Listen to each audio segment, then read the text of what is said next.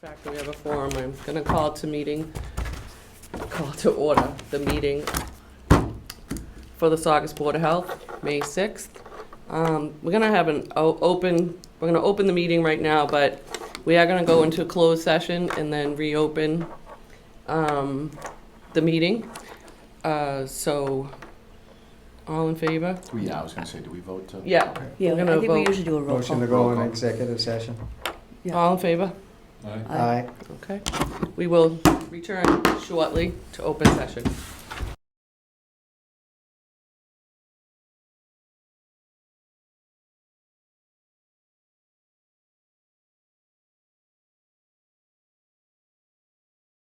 We know we already did, right? Yes. Well. Motion to go back into There session. you go. All right, second, Chairman second, all in Second. favor?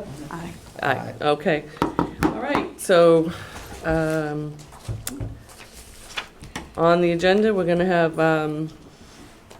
review of minutes. Did everybody have a chance to review the minutes? Somebody wanna, Motion We to, accept the minutes as written. okay, Ready to go. second. okay. All in favor? Aye. All right. Accept the the minutes as written for the April 1st meeting of the Board of Health. There you go. Thank you. All right. And next on the agenda, wind waste operational update. Good evening, Elliot. Thank you for your patience.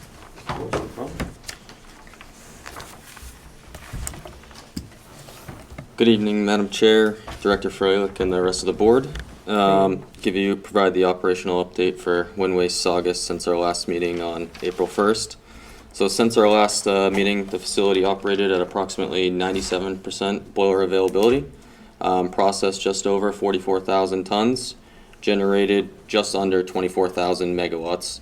The facility had 3 unscheduled downtime events totaling just over 42 hours. Facility did not have any excess emission events or radioactive loads since the last meeting. This afternoon, the facility began its scheduled cold iron outage, meaning both boilers are offline. During this time, we'll also be replacing our east refuse crane. We did the west crane this past October into November, as well as performing maintenance to both boilers. Some other updates, as we talked about at the last meeting, and then we had some text back and forth. The facility did begin shipping ash off-site to Shrewsbury starting on April 1st. Since then, we've shipped 4,735 tons. Just to make it clear again, the approximate average is going to be 4,500 tons per month, approximately 6 trucks per day, Monday through Friday. And when the trucks leave the site, they take a left directly onto 107. They will not be going through the town on Essex Street or anything like that, just to let everybody know.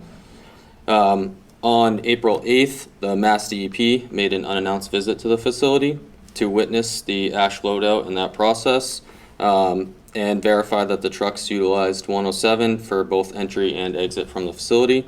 There were no issues identified during the visit. On May 1st, we had a third-party hauler had a hydraulic leak on site.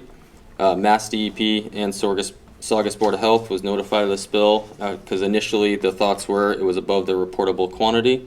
Once we were able to determine via the SDS and working with that third-party hauler that the oil was biodegradable, it was below and we were able to retract that. Another note, this Wednesday, Wind Waste will be supporting a cleanup with the softball team at the local school during their half day. Cleanup is focused by the softball fields. Jeff Wilson, who manages the Bear Creek Wildlife Sanctuary, will also be in attendance, educating the students on microplastics and their effect on the waterways at this time. That's all I have for the update since our last meeting. If anybody has any questions. Any questions from the board? No question. Yes, Nope. Madam Chair. I don't mind. Just a couple of questions. I was reading the letter from DEP on the crane situation. And did you notify? Yeah, a community notify the board? update went out. Is that where you're gonna? So is it, do we have a letter from them aside from a copy of this?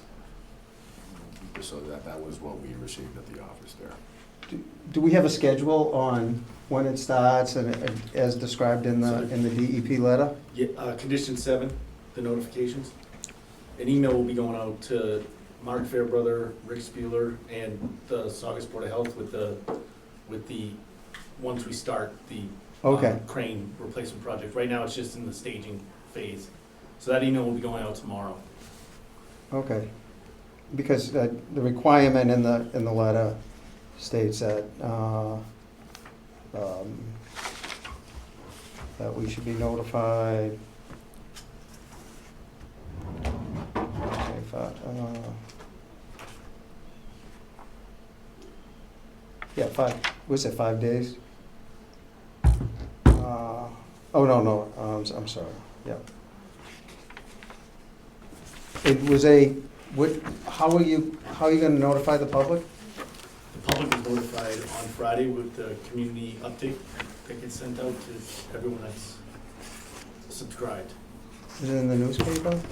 It was not in the newspaper. Mass DEP just asked for the community update to be sent out. Okay.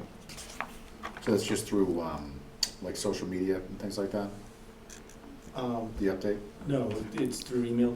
Okay, so yeah, I was gonna say, it's like almost like a reverse 911 type of Correct. situation. Anybody that's subscribed to it will It's the get it. same notification system we use for Okay, yeah, that's right. events.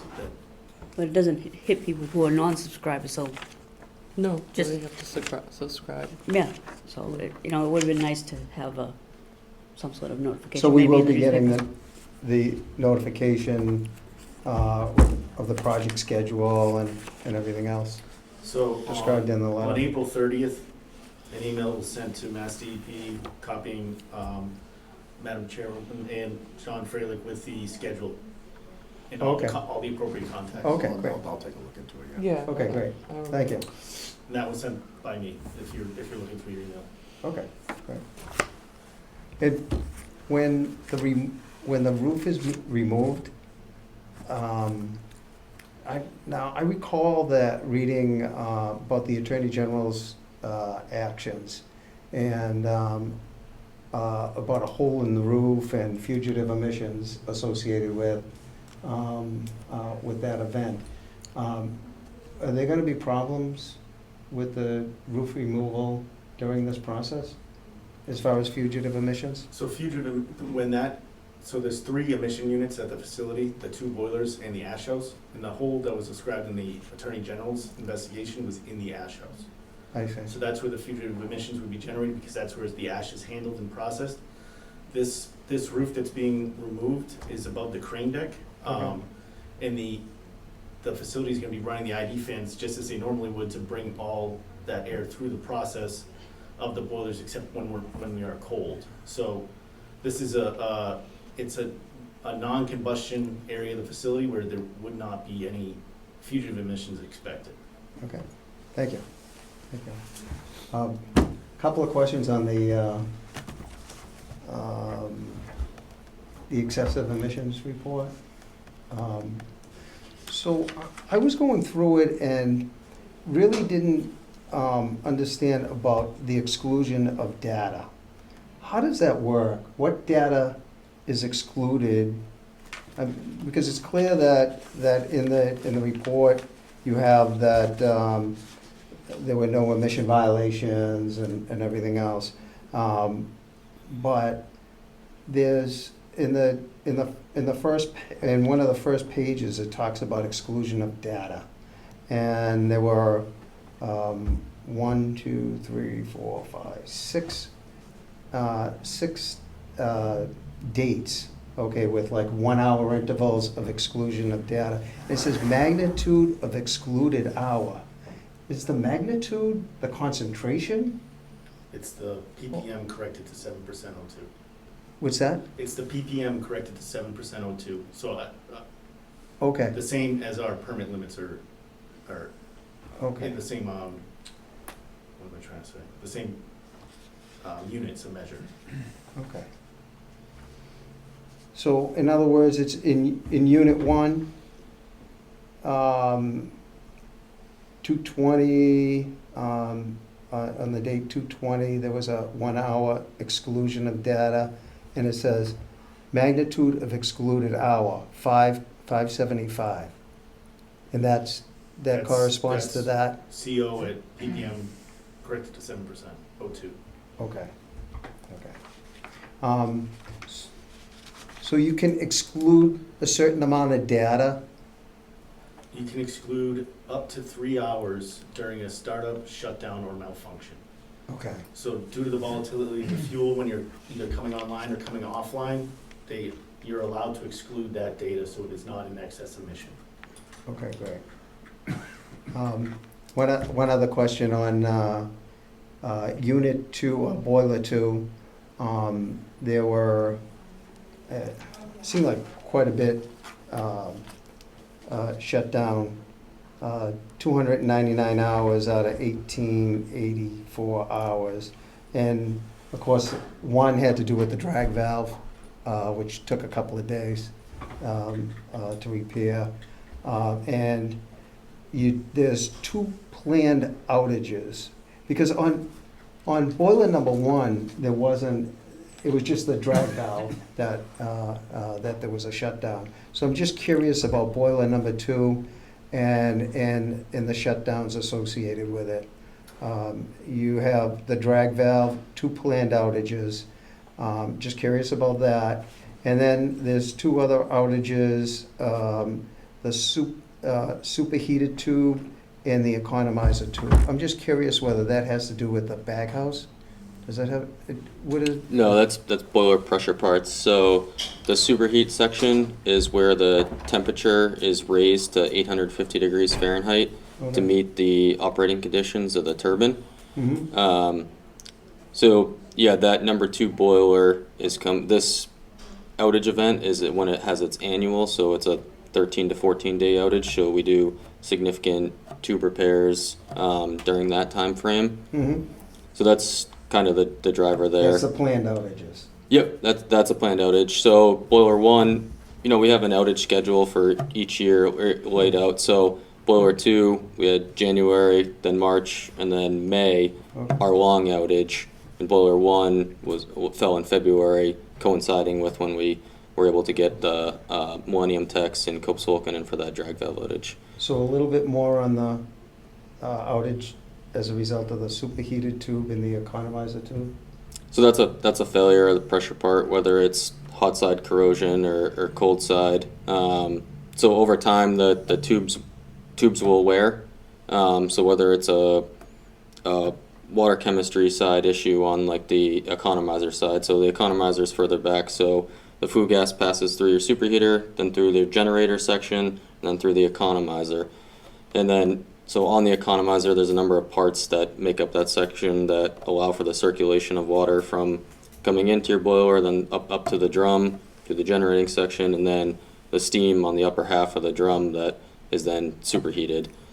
So there's just a number of areas, whether it's a weld joint or something that could fail. So then you shut the boiler down, lockout, tag out, open it up, inspect, look for the issues, and then bring in a certified R-stamp welder.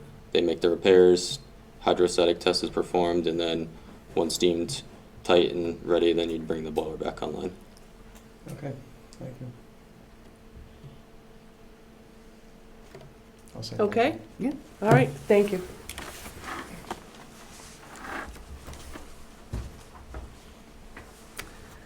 Terry, you're up. Public Health Nurses Report. Hi. I'll keep it quick. It's been a long night.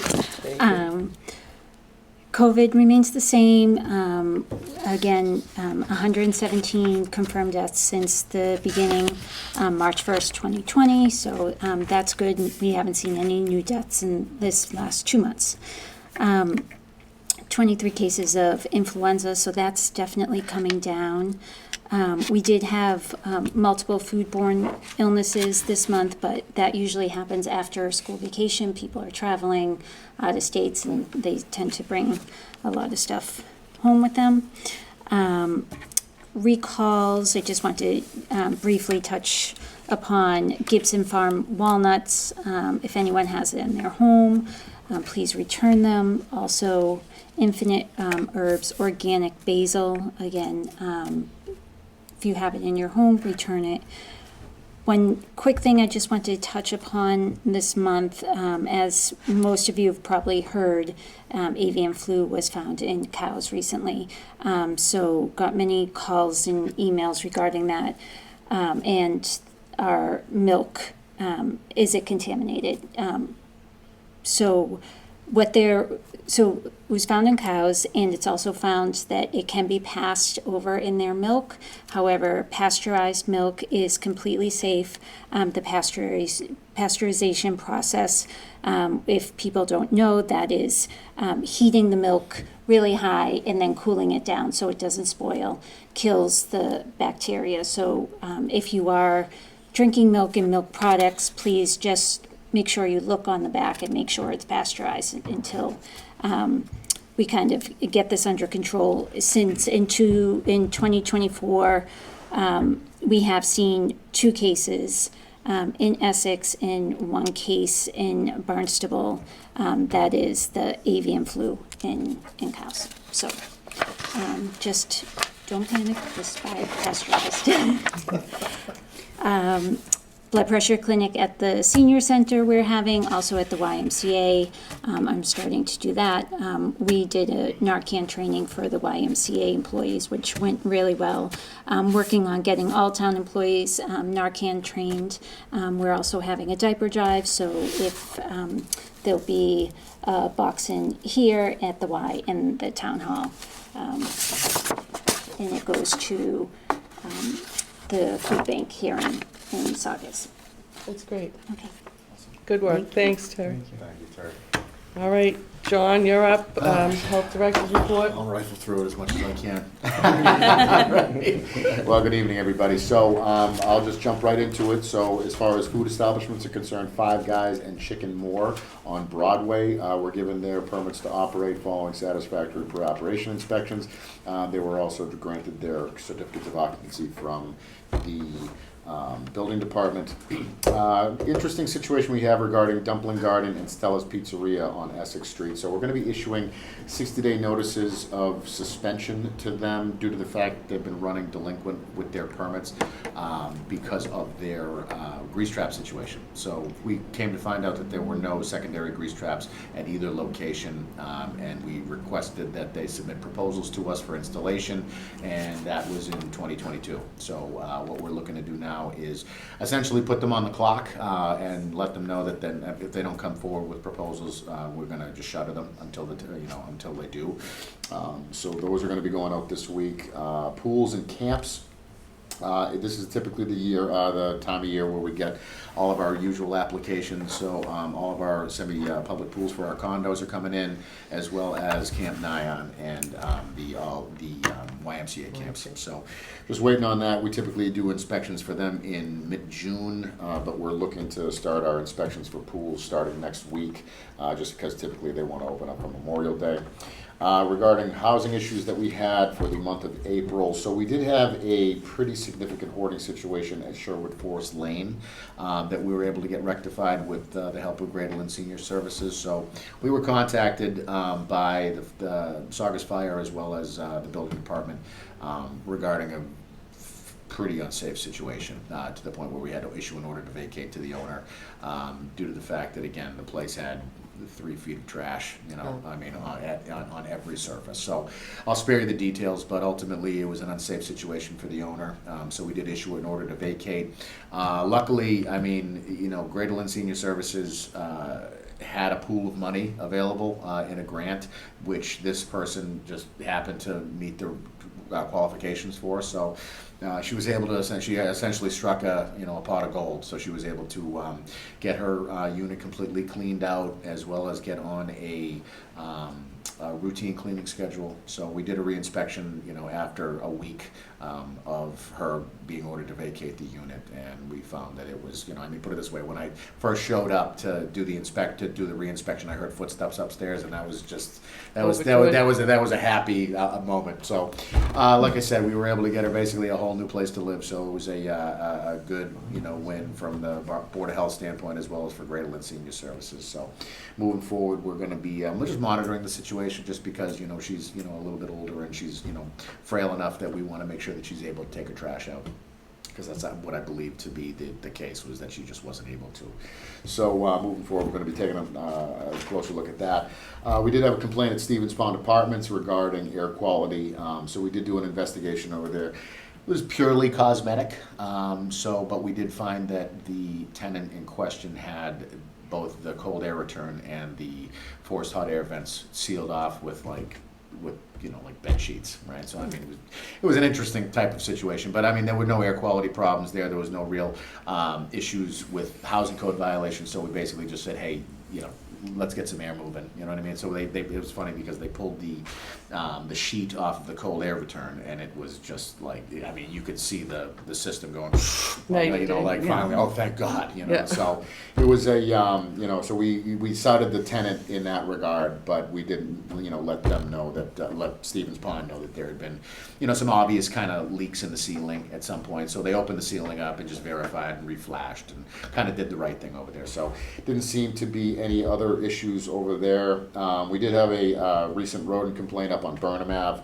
I did a drive-by this morning, just to kind of take a look at the area. It is a heavily, densely populated, heavily wooded, up on a hill. So it is, kind of a perfect storm as far as that's concerned. So we're going to kind of look for some harborage points. I just kind of mentioned to the owner that of the property that was complaining just to call an exterminator, because ultimately he was, doing some things that really, are conducive to, ongoing activity, we'll call it. And just a couple of other things. So the Region 3D concurrence vote. So we are in a emergency preparedness coalition with the majority of Cape Ann. We're the southernmost community in the Cape Ann coalition.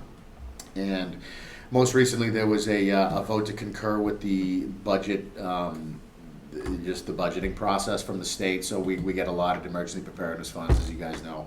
And the vote came back that all communities voted not to concur, and that was basically just due to kind of a show of solidarity with how COVID was handled. So, ultimately I'm not entirely sure as to what the state is going to do in regards to this vote that we took. So I know ultimately, we do have to meet some deliverables over the next couple of years, and we're going to be looking to, again, make sure that, that the town of Saugus is up to date. Our EDS plans are fairly recent, especially, once I got here, that was kind of the first thing I looked at because it was at the peak of COVID. So when, we do have, I believe we have to have another vote because it is, regarding state acceptance of funds. So, we'll see what we see, but I did want to just mention that we did vote to not concur because of, just the way that COVID was handled as far as the communications were concerned, as far as the fact that we took these EDS plans that we've drafted, and it's exhaustive information. I'm sure you've seen them all.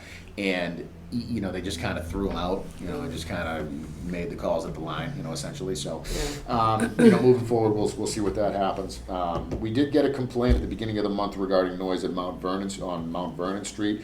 We did forward that to the police department due to the fact that it was, it was regarding loud music at night. It's not something that we can really get involved in.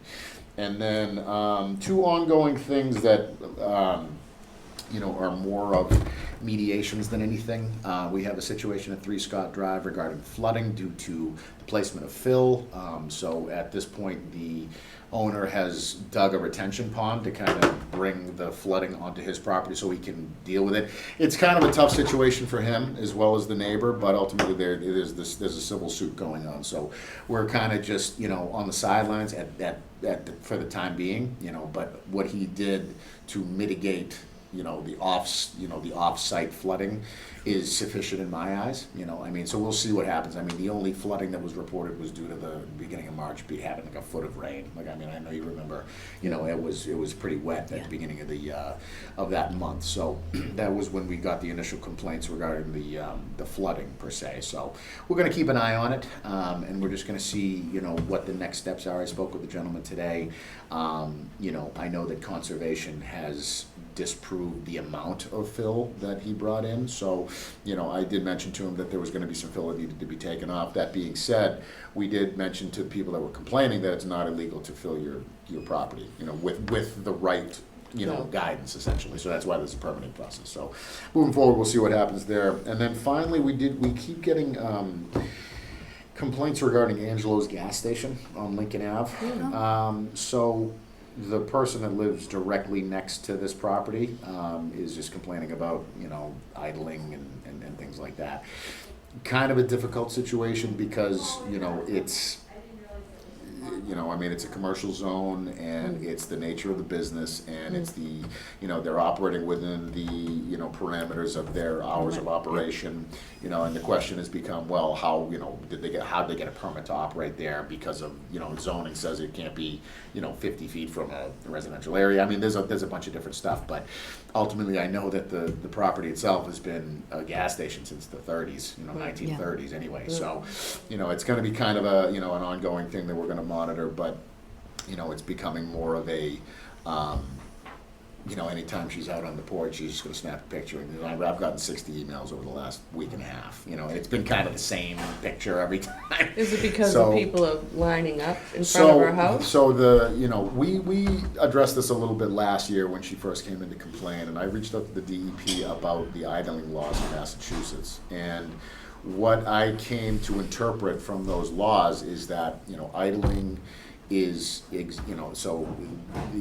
the people that are engaging in the acceptance and delivery of goods are considered exempt from the idling law. And I can see, and because, with oil trucks and stuff, you have to be running pumps, and the pumps are running off of, 12 volts from the, from the trucks themselves. So when I, look at the idling laws, I consider fuel oil and gasoline to be goods. That's just how I kind of view things. So, ultimately, I know the DEP has been involved a little bit, but I know that the EPA also deals in the exceedances from mobile sources. So, it's kind of be my next step is to kind of tell, the folks that are complaining to reach out to the EPA, because we don't have we don't have the ability at the office to measure in the parts per billion. You know what I mean? Unfortunately, it's just how it is.